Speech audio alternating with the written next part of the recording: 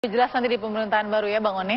Nah kita tadi balik ke Mas Oto yang mengarahkan jangan sampai rangkap jabatan. Paling tidak begitu, harus satu yang harus di loyal ya.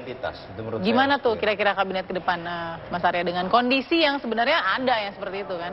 Iya, jadi sewaktu Pak Jokowi menyampaikan bahwa kabinet bukan orang parpol, waktu itu kan merespon jawaban dari berbagai media, juga dirasakan dari publik, yang menurut pengalaman 5 tahun terakhir ini kan orang-orang parpol dinilai paling gagal di dalam menjalankan fungsi pemerintahan di kabinet. Karena kecenderungan belanja-belanja publik, belanja-belanja kementerian ini lebih banyak diarahkan pada kepentingan dari masing-masing parpol dan bagaimana dia mempersiapkan dukungan untuk pemilu berikutnya.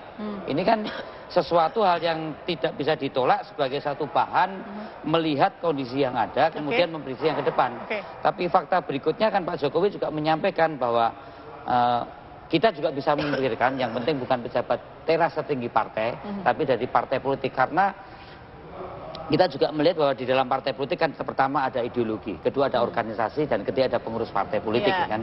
Ya kalau itu diidentikan dengan partai politik adalah ideologi, saya kira sesuatu yang sekarang ini justru dilakukan Jokowi adalah menerjemahkan, mengimplementasikan ideologi dari partai dalam wujud visi misi yang kemarin dipakai untuk kampanye. Ini tuntutan konsistensinya tinggi itu ya. Tuntutan konsistensi kita di dalam melihat persoalan masyarakat ini kan entry-nya, jalan keluarnya kan lighting star-nya ideologi.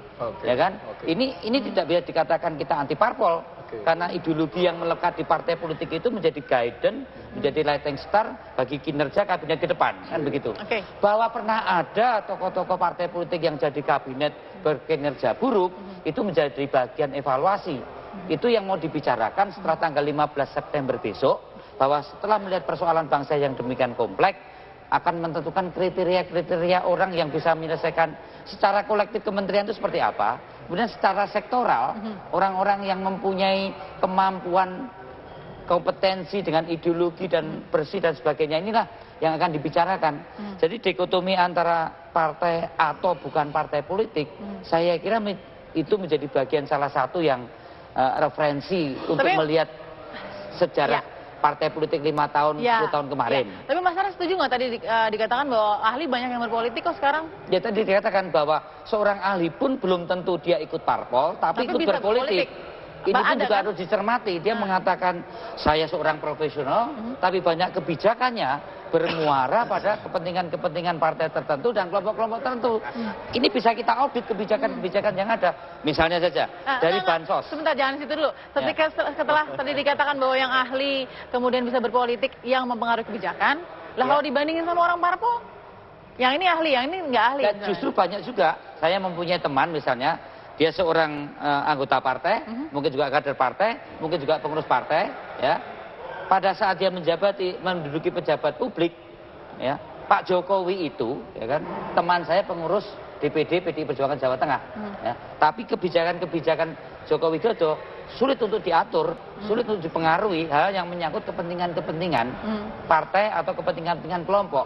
Dia mempertempatkan diri pada posisi sebagai pejabat tinggi negara yang sudah menjadi milik publik. Seperti halnya posisi Pak Jokowi sekarang, bahwa dia bukan lagi kepala negaranya partai pendukung atau relawan, tapi adalah kepala negara dari 240 juta. Jadi sangat dimungkinkan. Dan kita nggak bisa bilang juga pekerja partai dong ya? Petugas partai. Petugas partai.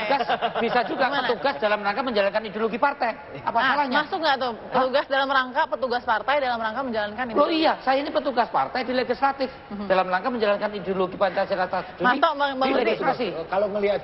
Kalau melihatnya sebagai petugas ideologi, gitu ya, orang benar dong. Benar dulu. Benar. Bertugas menjalankan ideologi. Artinya dia orang-orang yang memang menyandang sebuah pekerjaan besar, menegakkan ideologi. Tapi kalau kemudian yang muncul orang-orang yang tidak menggambarkan kekuatan untuk menegakkan ideologi, lalu apa dong kalau gitu misalnya? Itu karenanya tadi sebenarnya sudah kelihatan format yang dipikirkan oleh tim transisi ya.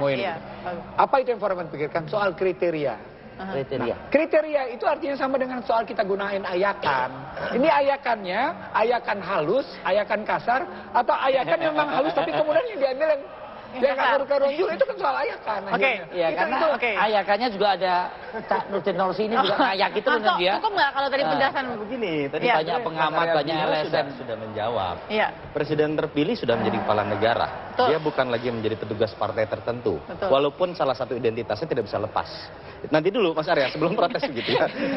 Poin kedua adalah saya ingin mengatakan jangan sampai partai-partai pendukung koalisi ketika sudah menang dan menjadi bagian dari kekuasaan, ini seakan-akan merasa bahwa tugas di legislatif itu rendah.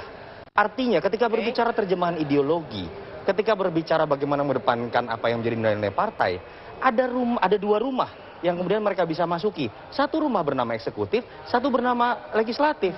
Dengan nama rumah bernama legislatif, silakan Anda bawa atribut kepartaian karena memang di situ rumah partai. Betul. Ketika Anda ingin berkarya dan menerjemahkan ideologi di rumah bernama eksekutif, Anda harus melepaskan atribut itu dengan menjadi anak buah dalam tanda kutip dari bos bernama presiden yang kebetulan dia adalah kepala negara juga, sehingga kemudian sejatinya ya dalam sistem presidensial dia tidak boleh lagi disebut sebagai pimpinan parpol. Sebutkan di dalam sistem presidensial manapun tidak ada presiden yang sudah terpilih langsung itu masih megang jabatan pimpinan parpol. Ini fakta empiris, bukan konsep lagi begitu kan. Dari sana Yunarto Wijaya ini hendak bicara begini. Kita tinggalkan pengalaman buruk 5-10 tahun terakhir. Betul. Pengalaman buruk nih ya? Pengalaman buruk. Itu fakta. Konstitusi itu tegas menyatakan Senang deh Mas presidensial. Arya dengarnya. No. Saya ingin mengatakan begini. Konstitusi itu presidensial, bukan yang namanya parlementer. Tapi ketika Anda menjalankan parlementer, Anda sudah menggeser. Itu satu. Yang kedua, dalam cara berpikir, saya mencoba mempertemukan.